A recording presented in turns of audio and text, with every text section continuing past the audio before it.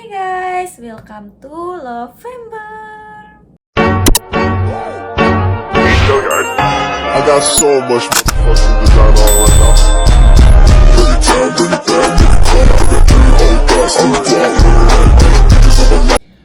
Udah lama banget aku nggak buat video.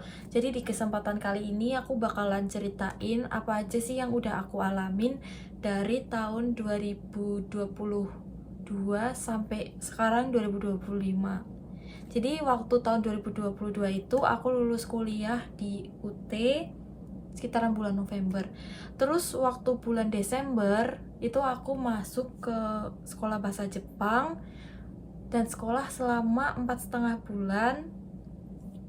Terus setelah 4,5 bulan itu aku ikut shikeng atau ujian N4 dan alhamdulillah lulus dalam 1 kali. Nah setelah 4,5 bulan itu aku masuk di fokus ke keahliannya, yaitu aku pilih di Kaigo. Dan setelah aku belajar selama 1 bulan, aku ikut tes untuk Kaigo, ada bahasa Jepang dan bahasa Indonesia. Aku lulus juga dalam 1 kali. Setelah aku punya sertifikat N4 sama SSW Kaigo, aku langsung cari kaisha atau perusahaan yang lagi open mensetsu atau open recruitment gitu. Terus aku ikut wawancara di sana dan alhamdulillah aku lolos di kota Fukuoka. Jadi aku tuh emang pengen banget di kota Fukuoka dan alhamdulillah lolos. Jadi langsung aja siapin berkas, yaitu seperti paspor, karena aku juga belum buat paspor kan pada waktu itu. Nah setelah paspor udah jadi, aku tuh buat EKTLN. Dan setelah buat EKTLN, aku setelah 1 bulan, nggak ada 1 bulan sih kayaknya, 2 minggu atau gimana itu, aku langsung buat visa. Nah setelah nunggu 1 minggu, akhirnya visanya jadi. Terus aku baru terbang ke Fukuoka.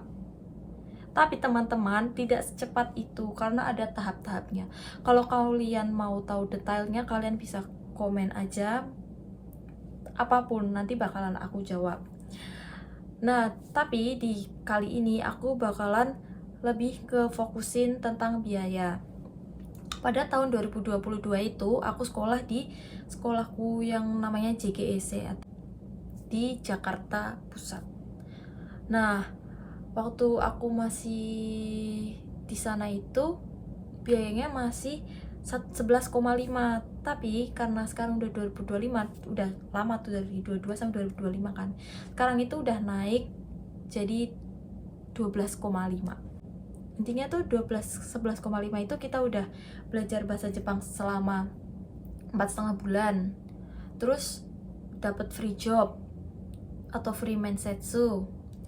Terus kita dapat gratis ujian JFT atau JLPT, bebas sih, selama 1 kali.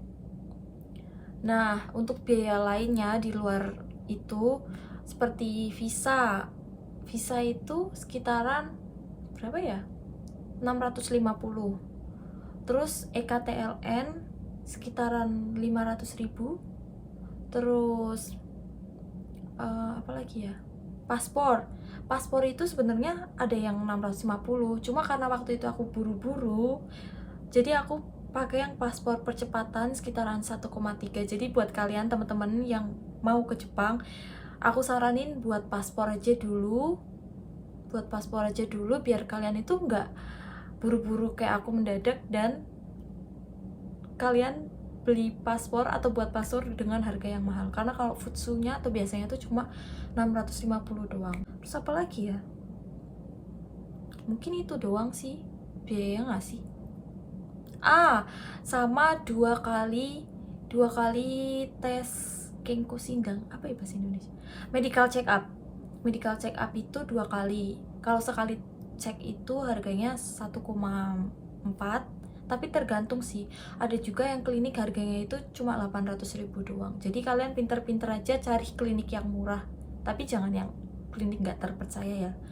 Pastiin dulu sebelum kalian medical check up tuh tanya ini apa hasilnya bisa dalam bahasa Jepang atau tidak gitu. Itu sih yang paling penting. Jadi teman-teman, kenapa sih di sekolahku itu murah? Karena di sekolah aku itu bukan yang magang ya, yang Tokutegino atau visa kerja. Jadi kalau magang itu kebanyakan bisa nyampe 50 atau 60 juta.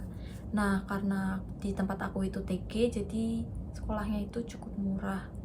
Bukan cukup sih, menurut aku itu murah banget, karena di luaran sana pun Tokutegino ada yang sampai 30-an juta.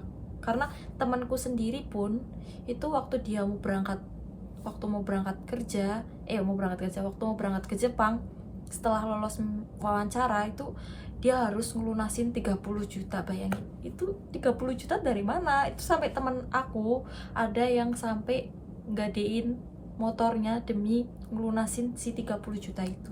Nah teman-teman, kalau di sekolahku sendiri itu untuk pilihan jobnya itu ada banyak, kayak ada perhotelan, ada pertanian, terus ada juga restoran, terus kayak aku sendiri itu kaigo atau perawat, terus ada apa lagi ya, building cleaning atau bersih-bersih bangunan gitu juga ada.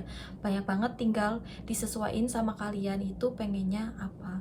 Tapi intinya kalau kalian pengen ke Jepang itu harus dipikirin baik-baik, bener pengen job itu. Karena kalau kalian salah, kita itu kontrak 5 tahun teman-teman. Terus sekali aja kalian salah, kalian bakalan kesiksa selama 5 tahun. Jadi pikirin baik-baik. Pasti kalian juga nonton video ini bingung dong, kenapa sih aku udah lulus S1 tapi malahan pergi ke Jepang, yang ibaratnya ijazahku S1 itu nggak dipakai ya teman-teman. Jadi aku itu udah nyebar CV-ku di berbagai lowongan kerja, cuma tidak ada timbal balik gitu. Sekalipun ada timbal balik, itu waktu aku udah masuk di sekolah Jepang. Jadi ya gimana lagi, aku juga udah bayar sekolah. Sayang banget kalau misal aku keluar terus tiba-tiba masuk ke lowongan kerja yang aku lamar, dan yang waktu itu tuh kayaknya juga masih magang 3 bulan doang gitu, yang masih ngambang. Mending aku lanjutin sekolah bahasa Jepang.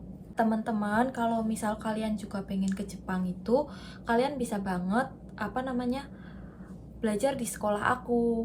Tapi kalau kalian mau belajar sendiri pun juga boleh. Nah, nanti misal kalian bingung nih mau cari lokernya di mana, kalian bisa ke sekolah aku juga nyediain loker-loker bagi orang yang membutuhkan loker doang tanpa belajar di sekolah aku. Cuma mungkin untuk harganya juga beda, kayak lebih murah gitu, sekitaran berapa ya, 8 jutaan kalau nggak salah. Kalau kalian berminat, kalian tuh bisa DM di Instagram aku @isnalku. Mau tanya-tanya apapun juga boleh, atau misal mau tanya detail tentang harga, bisa cicil atau enggak, itu kalian bisa DM aku aja. Atau sekedar mau tanya loker juga nggak apa-apa. Jadi aku itu waktu belajar bahasa Jepang itu kan Januari 2023. Nah, sambil jalan nih, akhirnya aku berangkat di Jepang tahun 2024 bulan Maret, setelah lama menunggu. Tapi tidak apa-apa, karena akhirnya aku sampailah di negeri Jepang ini. Kalau Korea negeri Ginseng, Jepang negeri apa ya? Nippon Cahaya Asia. Oke, jadi segitu dulu video dari aku. Semoga bermanfaat buat kalian. Kalau kalian ada pertanyaan apapun, kalian bisa komen di bawah ini. Thanks for watching this video. Jangan lupa like, comment, dan subscribe.